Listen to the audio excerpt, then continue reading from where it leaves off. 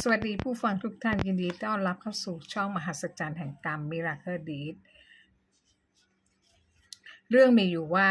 เมื่อตอนที่ดิฉันเป็นวัยรุ่นประมาณ17ปีที่บ้านได้เลี้ยงสุนัขตัวผู้ไว้3ตัวเมีย6ตัวจริงๆแล้วไม่ได้ตั้งใจจะเลี้ยงสุนัขแต่พี่ชายนำสุนัข9ตัวมาเลี้ยงแต่พอพี่ชายย้ายบ้านไปอยู่บ้านใหม่พี่ชายไม่ได้นำสุนัข9ตัวไปด้วยจึงกลายเป็นภาระหนักทางบ้านที่ต้องเลี้ยงดูสุนัข9ตัวเนื่องจากสุนัขตัวเมียถึง6ตัวแม่จึงให้ดิฉันพาสุนัขตัวเมียไปฉีดยาคุมทุกๆ3เดือนและฉีดยา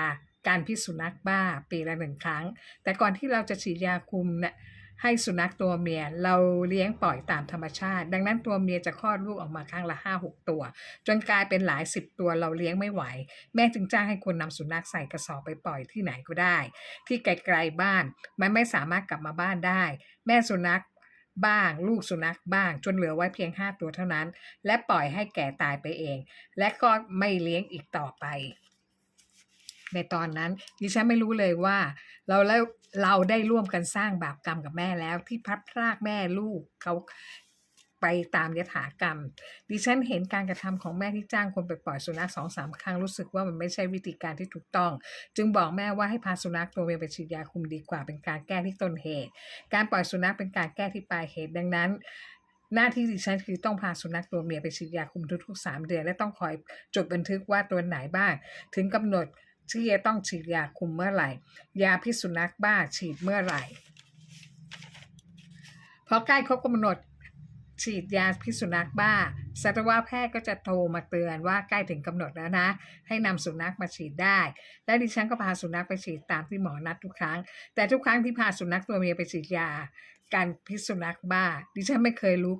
มาก่อนเลยว่ามันตั้งท้องอ่อนๆพอฉีดยาพิษสุนัขบ้าไปจะทำให้ลูกมันตายตอนคลอดดิฉันก็ไม่เข้าใจว่าทำไมมันไม่แท้งตอนที่ฉีดยาพิษสุนัขบ้าไปเลยแต่ต้องรอให้ครบกำหนดคลอดมันจึงจะตายหมดทั้งท้องแต่ละครั้งก็5-6ตัวดังเป็นเช่นนี้6ท้องก็ไม่รู้ว่าเวรกรรมอะไรของดิฉันด้วยทุกครั้งที่ครบกำหนดฉีดยาคุมพิษสุนัขบ้าสุนัขตัวเมียจะตั้งท้องอ่อนๆจังหวะอะไรจะพอดีขนาดนั้นก็ไม่ทราบเพราะการฉีดยาพิษสุนัขบ้าไม่ได้ตรงพร้อมกันทีเดียวแต่หมุนเวียนกันไปเหตุการณ์ครั้งนี้เป็นจุดเริ่มต้นของที่ดิฉันสร้างบาปฆ่าลูกสุนัขตายถึง30ชีวิตโดยดิฉันเองจะร้องไห้เสียใจทุกครั้งที่เห็นสุนัขตัวเมียคลอดออกมาและลูกมันตายหมดทั้งคอกรู้สึกเป็นตราบาปอยู่ในใจตลอดเวลาดิฉันได้สร้างกรรมฆ่าลูกสุนัขตายถึง30ชีวิตโดยไม่ได้ตั้งใจแต่ก็ได้สร้างบาปเข้าไปแล้วต่อมาดิฉันอายุได้25ปีประจำเดือนเริ่มมีปัญหามีเลือดไหลกระปิดกระปอยตลอดเวลาจึงไปหาหมอที่โรงพยาบาลหมอทำการขูดมดลูกเป็นครั้งแรกและนำชิ้นเนื้อไปตรวจผลออกมาว่าไม่เป็นมะเร็งแต่เป็นแค่พังผืดประจำเดือนก็มาปกติเรื่อยมาพออายุ32เริ่มสนใจศึกษาธรรมะและปฏิบัติธรรมถือศีลกินเจตลอดชีวิตเพราะรู้สึกผิดต่อบาปที่ทำไว้กับลูกสุนัขถึง30ชีวิตทุกครั้งที่สวดมนต์ภาวนาทำบุญอะไรก็ตามจะอุทิศส่วนกุศลให้กับลูกสุนัขทั้ง30ชีวิตขอโหสิกรรมขอขมากรรมขอให้เขาเรานั้นไปเกิดในภพภูมิที่ดีพออายุได้35ประจำเดือนเริ่มผิดปกติอีกแล้วมีเลือดไหลกระปิดกระปอยตลอดทั้งเดือนเหมือนครั้งแรกอีกดิฉันไปหาหมอที่โรงพยาบาลหมอก็ขูดมดลูกอีกเป็นครั้งที่2และนำชิ้นเนื้อไปตรวจผลเป็นแค่พังผืดไม่ได้เป็นมะเร็งต่อมาพออายุ59ครั้งนี้ประจำเดือนมีเลือดไหลไม่หยุดตลอด3วันทุกครั้งที่ปัสสาวะจะมีเลือดไหลออกมาสดๆเต็มโถส้วมดิฉันตกใจมากไปหาหมอที่โรงพยาบาลหมอบอกครั้งนี้ต้องผ่าตัดมดลูกทิ้งและถ้าปล่อยไว้จะกลายเป็นมะเร็งทันทีดิฉันตอบตกลงในทันทีและหมอก็นัดวันผ่าตัดจองคิวผ่าตัดกลางเดือนธันวา2561ก่อนหน้านั้นดิฉันได้ฟังธรรมของหลวงพ่อจรัญท่านได้เทศไว้ว่าถ้าอยากรู้ว่าทำกรรมอะไรมาจะต้องชดใช้กับเจ้ากรรมนายเวรอย่างไรและใครคือเจ้ากรรมนายเวรของเราที่มาตามทวงหนี้เราก็ให้เริ่มสวดอิติปิโส108จบเป็นเวลา1เดือนจะเกิดนิมิตฝันเห็นต้นเหตุแห่งกรรมและจะเห็นเจ้ากรรมนายเวรของเราดิฉันก็เริ่มสวดอิติปิโส108จบจนเหลืออีก1วันจะครบ1เดือนพอดีและวันรุ่งขึ้นก็คือวันที่ดิฉันจะต้องเข้าห้องผ่าตัดมดลูกทิ้ง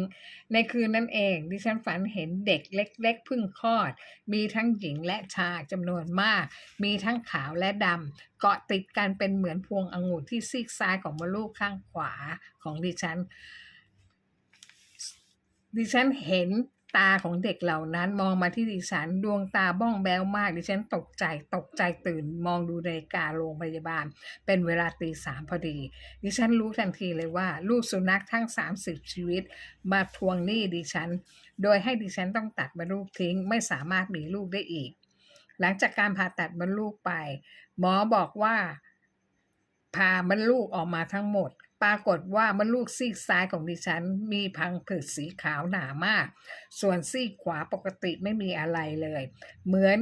ดิฉันฟังแล้วขนลุกเป็นจริงดังที่ดิฉันฝันไว้ไม่มีผิด